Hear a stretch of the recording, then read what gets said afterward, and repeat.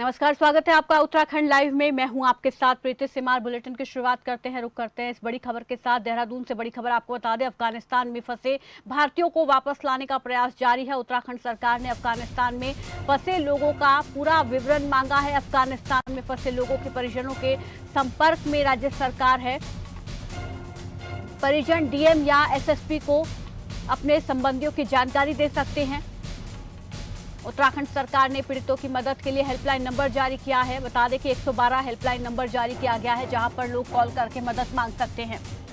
और इस पर ज्यादा जानकारी के साथ संवाददाता कैलाश जोशी हमारे साथ जुड़ गए हैं। कैलाश जी, क्या जानकारी मिल पा रही है यहाँ पर उत्तराखंड के जो लोग अफगानिस्तान में फंसे हुए हैं, अभी तक क्या जानकारी मिल पाई है? ऐसे कितने लोग हैं जो वहाँ पर फंसे हुए हैं?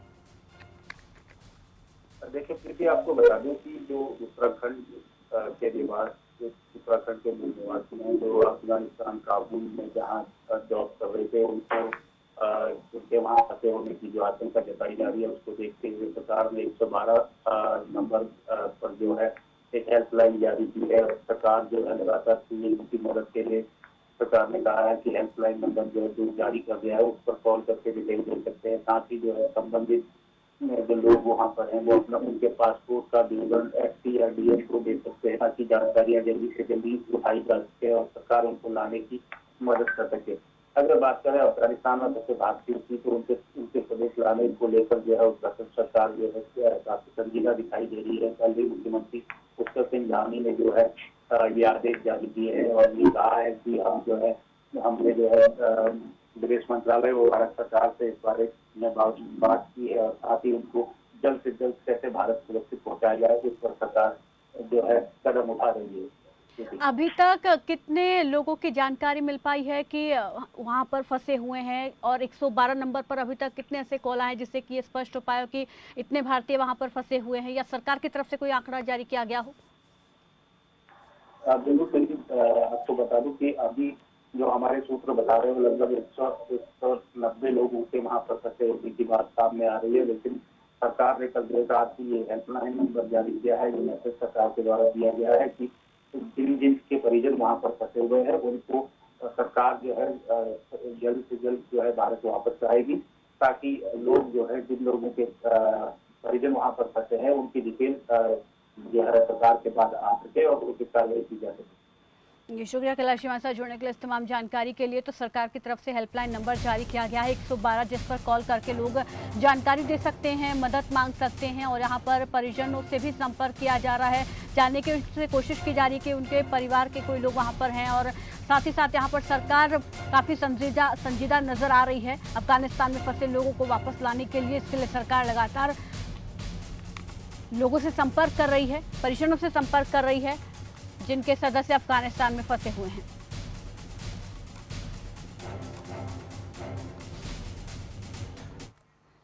चलिए आगे बढ़ते हैं। इस बीच एक और बड़ी जानकारी आपको दे दें, छठे दिन भी नहीं खुला मलारी हाईवे। बड़ी जानकारी आपको दे दें, मलारी हाईवे छठे दिन भी नहीं खुला है। गांव में हेलीकॉप्टर से जरूरी वस्तुओं की आपूर्ति की जा रही है। हाईवे बाधित होने से नीति घाटी के ग्रामीण परेशान हो रहे हैं। 14 अगस्त से ये बंद है। बता दें कि 14 अगस्त से सुराई ठोटा और तमक के बीच में मलारी हाईवे बंद पड़ा हुआ है। और ऐसे में जो जरूरी वस्तुओं की आपूर्ति है वो हेलीकॉप्टर की मदद से वहां पर पूरी की जा रही है। हाईवे अभी तक नहीं खुल पाया है, 6 दिन हो चुके हैं इसे बंद पड़े और अभी तक ये नहीं खुला है। गांव में हेलीकॉप्टर से जरूरी वस्तुओं की आपूर्ति की जा रही है। हालांकि यहाँ पर हाईवे बाधित होने से नीति घाटी के जो ग्रामीण हैं वो काफी ज्यादा परेशान हो रहे हैं। छठे दिन भी यहाँ पर मलारी हाईवे अभी तक नहीं खुल पाया है। गांव में हेलीकॉप्टर के जरिए जरूरी वस्तुएं पहुंचाई जा रही हैं और हाईवे बाधित होने से नीति घाटी के ग्रामीण काफी ज्यादा परेशान हैं।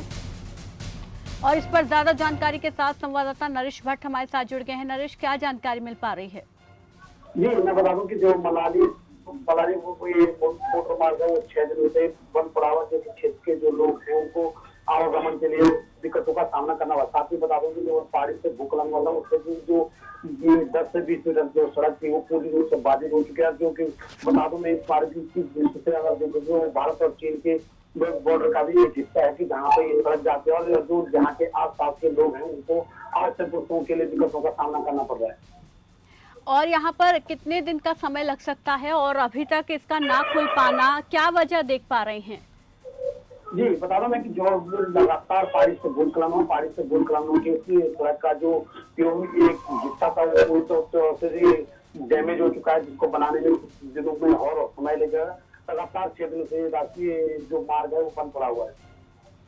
जी शुक्रिया हमारे साथ जुड़ने के लिए, इस तमाम जानकारी के लिए। तो कई दिनों से मार्ग बंद है और लगातार हो रही बारिश भूस्खलन की वजह से यहाँ पर इसको बहाल करने का काम जो है वो बार बार बाधित हो रहा है और ऐसे में 6 दिन हो चुके हैं मलारी हाईवे को बंद पड़े और गाँव के लोग काफ़ी ज़्यादा परेशान हैं। हालांकि हेलीकॉप्टर से ज़रूरी वस्तुओं की आपूर्ति ज़रूर की जा रही है, लेकिन इसके बावजूद भी लोगों को काफ़ी परेशानी हो रही है। चलिए खबरों में आगे बढ़ते हैं। कोरोना टीकाकरण में बागेश्वर जिला अव्वल रहा है, ये बड़ी खबर आपको बता दें कि टीकाकरण के मामले में बागेश्वर जिला टॉप पर है। शहर में 100% लोगों को पहली डोज लग गई है। 18 साल से ऊपर के लोगों को वैक्सीन की डोज लगी है। तो बड़ी जानकारी आपको दे दें,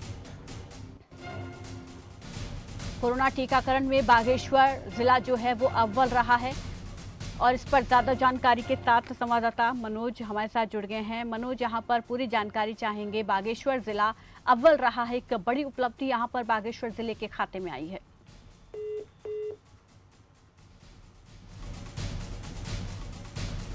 तो 18 साल से ऊपर के लोगों को वैक्सीन की डोज लगी है और 100% लोगों को यहां पर पहली डोज लग चुकी है। तो कोरोना टीकाकरण के मामले में बागेश्वर जिला जो है उत्तराखंड का वो अव्वल रहा है, टॉप पर है और यहां पर 18+ से ऊपर के लोगों को वैक्सीन की डोज लग गई है। तो एक डोज यहां पर लगभग 100% लोगों को लग चुकी है और इसी को ध्यान में रखते हुए इस जिले को पहला स्थान मिला है, ये अव्वल स्थान पर है। 18 साल से ऊपर के लोगों को वैक्सीन लग गई है, पहली डोज यहां पर सभी को लग चुकी है। तो कोरोना टीकाकरण के मामले में बागेश्वर जिला अव्वल है। शहर में 100% लोगों को वैक्सीन लग गई है। 18 साल से ऊपर के लोगों को वैक्सीन की डोज लग चुकी है। अब यहां पर कोरोना का खतरा भी कम ही माना जा रहा है।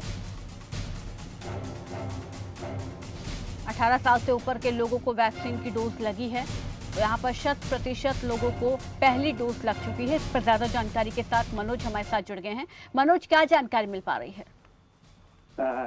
जी प्रीति, हम बताना चाहेंगे कि बागेश्वर जनपद में फर्स्ट डोज और पहला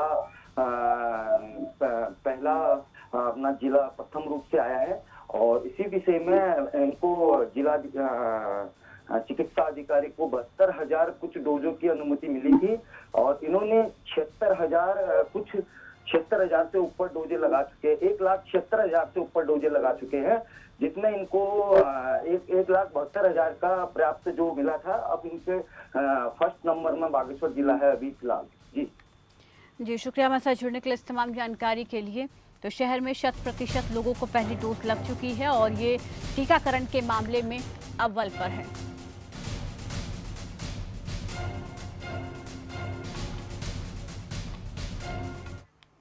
चलिए आगे बढ़ते हैं और इस बीच एक और बड़ी खबर आपको बता देते हैं। लक्सर से बड़ी खबर सामने आ रही है, जहां पर लंबे समय से संविदा कर्मचारियों की हड़ताल जारी है। संविदा कर्मचारियों की तरफ से हड़ताल की जा रही है और कर्मचारी की हड़ताल की वजह से तहसील में कई काम जो है प्रभावित हो रही हैं।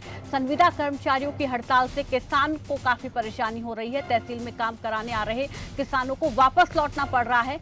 7 सूत्री मांगों को लेकर हड़ताल पर बैठे हुए हैं संविदा कर्मचारी और ऐसे में जो लोग यहाँ पर अपना काम करवाने के लिए पहुंच रहे हैं तहसील में, उनको खासा परेशानी हो रही है। बिना काम हुए उनको वहां से लौटना पड़ रहा है। इस पर ज्यादा जानकारी के साथ संवाददाता गोविंद चौधरी हमारे साथ जुड़ गए हैं। गोविंद, क्या जानकारी मिल पा रही है? क्या अभी तक किसी की इन संविदा कर्मचारी से मुलाकात हुई है, किसी अधिकारी से, या किसी प्रकार का कोई आश्वासन इन्हें दिया गया है? देखिए प्रीति, बताना चाहूंगा कि 2 अगस्त से जो लगातार जो है मानदेय तक जो कितने भी कर्मचारी जो पूरे प्रदेश भर के जो तहसीलों के कर्मचारी वो अपनी 7 सूत्रीय जो विभिन्न मांगों को लेकर हड़ताल पर चले गए, जिससे कामकाज में भी काफी समस्या का जो सामना है वो लोगों को करना पड़ रहा है। प्रीति, 7 सूत्री मांगे हैं, जैसे मानदेय वगैरह की, या फिर जैसा कि एक समान भत्ता।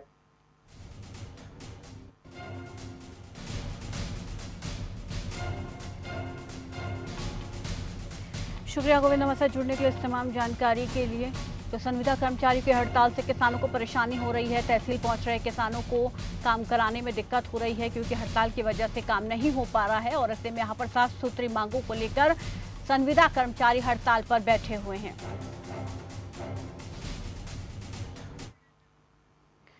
चलिए आगे बढ़ते हैं। उत्तराखंड में भारत तिब्बत के बीच व्यापारिक रिश्तों की गवाह ऐतिहासिक गरतांग गली पर्यटकों के लिए खुल गई है। बुधवार को उत्तरकाशी के डीएम मयूर दीक्षित ने गंगोत्री नेशनल हाईवे के उप निदेशक और जिला पर्यटन विकास अधिकारी को गरतांग गली को पर्यटकों के लिए खोलने के निर्देश दिए हैं। उन्होंने यहां पर आने वाले पर्यटकों से कोविड एसओपी का अनुपालन कराने और भैरव घाटी के पास चेकपोस्ट बनाकर क्षेत्र में आने वाले पर्यटकों का पंजीकरण करने के निर्देश भी दिए हैं।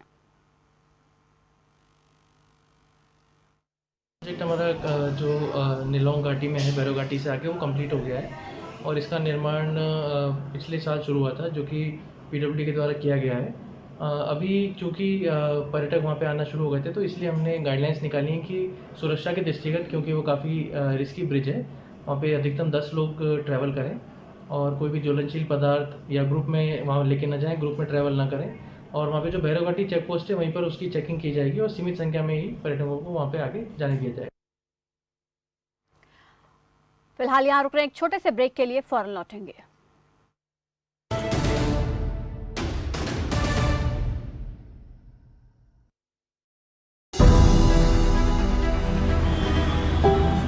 पचहत्तर साल होने वाले हैं हमें आजादी मिले हुए, पर कुछ चीजें ऐसी हैं जिनसे हम आज तक आजाद नहीं हुए।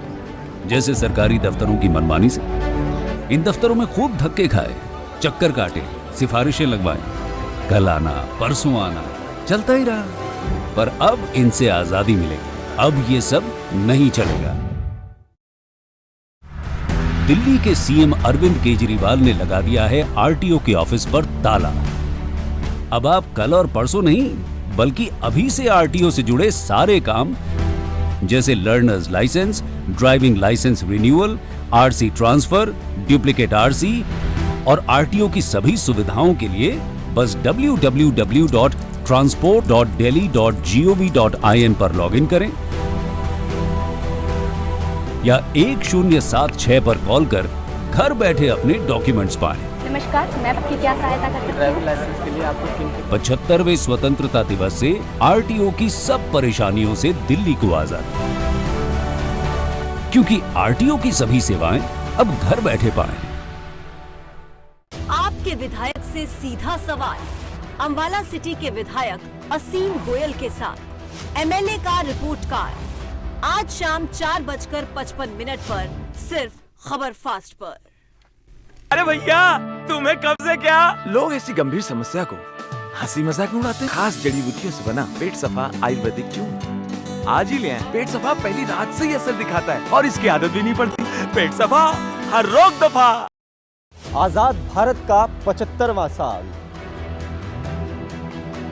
आम जनता अब भी बदहाल। आपके क्षेत्र में कैसी है विकास की चाल?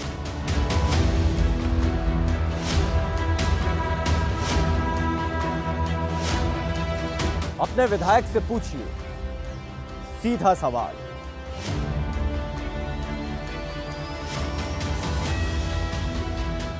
एसिडिटी, गैस, खट्टी डकार, पेट फूलना और कब्ज, ऐसे में मेरी सलाह है आयुर्वेदिक मुल्तानी पश्मीना। ये पेट की सभी समस्याओं में पूरी तरह आराम देता है।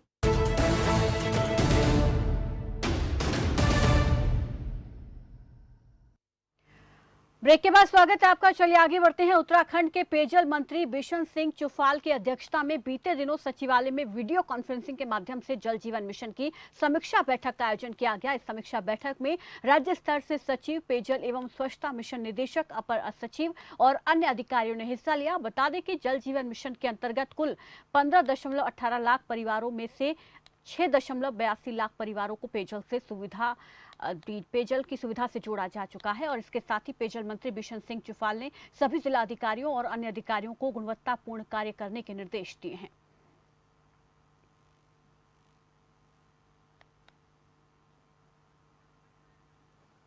तो यहाँ पर 6,82,000 लोगों को पेयजल सुविधा से जोड़ा जा चुका है और इस मिशन की समीक्षा यहाँ पर आयोजित की गई। बैठक दरअसल यहाँ पर आयोजित की गई जिसमें पेयजल मंत्री की अध्यक्षता में बैठक आयोजित हुई और यहाँ पर इस योजना की समीक्षा की गई कि आखिर और कितने ऐसे परिवार हैं जिनको जोड़ा जाना है, कितने ऐसे परिवार हैं जिनको जोड़ा जा चुका है और आगे कैसे इस योजना को और बेहतर करना। इन तमाम पहलुओं पर इस दौरान इस समीक्षा बैठक में चर्चा की गई। जल जीवन मिशन की यहाँ पर खास तौर पर समीक्षा की गई है। दयारा बुग्याल में प्रसिद्ध पारंपरिक अड़ूदी उत्सव का आयोजन किया गया। बता दें कि ग्रामीणों की ओर से दशकों से लोक देवताओं की पूजा करते हुए मक्खन मट्ठा की होली यहां पर खेली जाती है। बीते सालों से दयारा पर्यटन उत्सव समिति रैथल की ओर से पर्यटकों को इस आयोजन से जोड़ने के लिए इस लोक पर्व का वृहद पैमाने पर जो है इसको आयोजित किया जाता है, लेकिन पिछले साल से कोरोना संकट के कारण इस बार बाहरी पर्यटकों के बिना ही स्थानीय ग्रामीणों के साथ दूध मक्खन मट्ठा की होली खेली गई। इस मौके पर ग्रामीणों ने दयारा बुग्याल में पारंपरिक रासो नृत्य भी किया।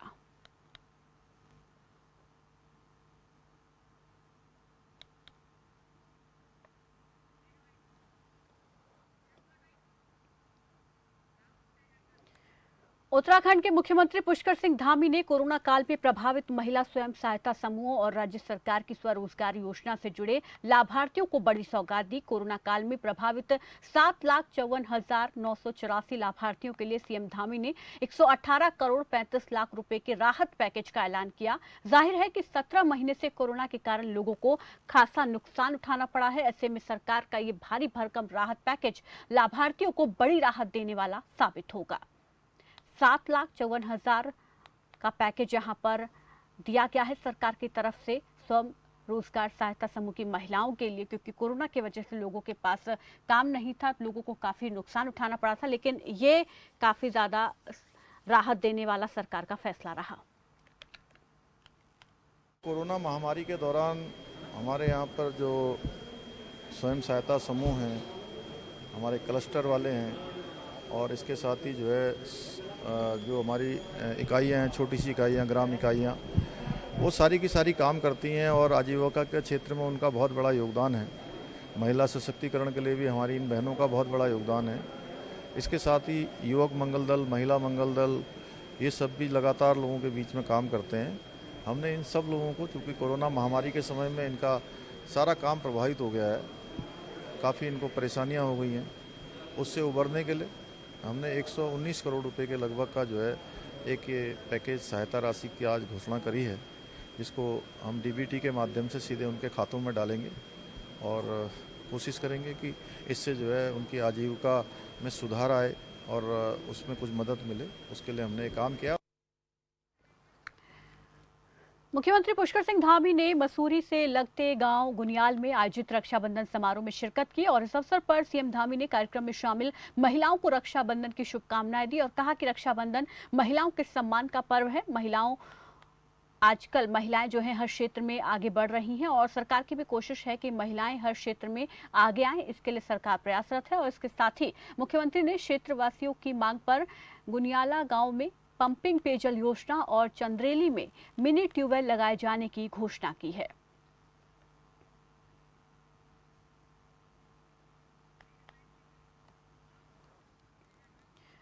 मुख्यमंत्री पुष्कर सिंह धामी ने सीएम आवास में मीडिया से रूबरू हुए। मुख्यमंत्री ने जानकारी दी कि जनपद बागेश्वर 100% पहली डोज लगवाने वाला जिला बन गया है और वहीं सिरखू उत्तराखंड का पहला ब्लॉक है जहां कोरोना वैक्सीन की 100% पहली डोज लग गई है।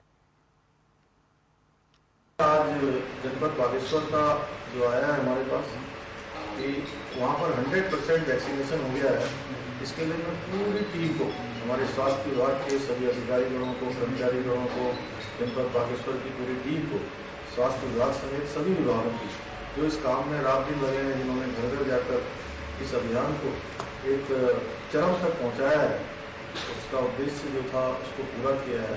और हम लोगों की जो अवधारणा है, उस अवधारणा को भी आपने शुरुआती उसमें जो है पूरा कर दिया है और आपने जो शुरू किया है वो पूरे संपूर्ण उत्तराखंड में होगा।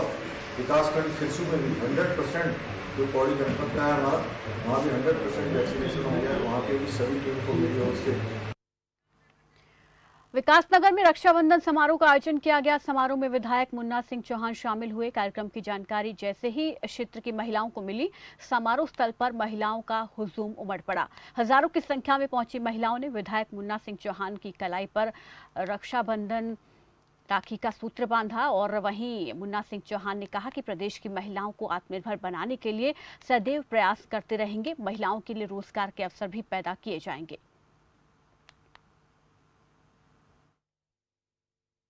बहनों का एक आदर भाव, एक भरोसा है और भरोसा ही समाज की ताकत होती है। जैसा मैं हमेशा कहता भी हूँ कि मैं एक सिंबॉलिक वो हूँ कि मैं विधायक होने के नाते जनता का निर्वाचित सेवक हूँ। ये मेरी ड्यूटी है कि मैं बहनों को इस बात के लिए भरोसा दृढ़ कर सकूं कि हर वक्त उनकी रक्षा के लिए, उनकी हिफाजत के लिए हम लोग सजग हैं, हर समय तैयार है, उनकी हम चिंता करते हैं और उसी जुड़ाव का, उसी अपनेपन का ये नतीजा है।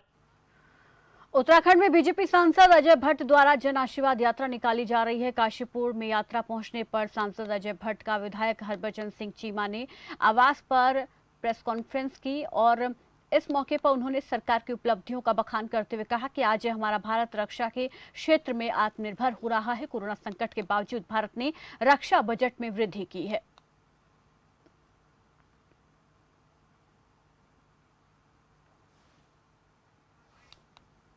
जन सहयोग यात्रा, जन आशीर्वाद यात्रा, आप जो भी कहें, तो इसमें ज़बरदस्त लोगों का उत्साह देखते ही बनता है।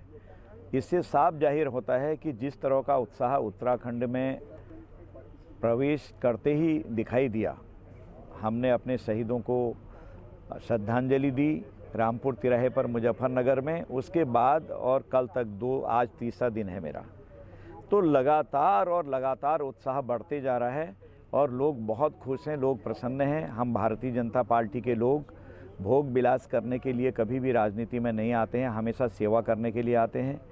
इसलिए जो भी आशीर्वाद लेते हैं जनता से लेते हैं। मोदी जी को आशीर्वाद दिया तो मोदी जी ने 7 सालों में आज विश्व में देश को नंबर 1 पर खड़ा जैसा कर दिया है।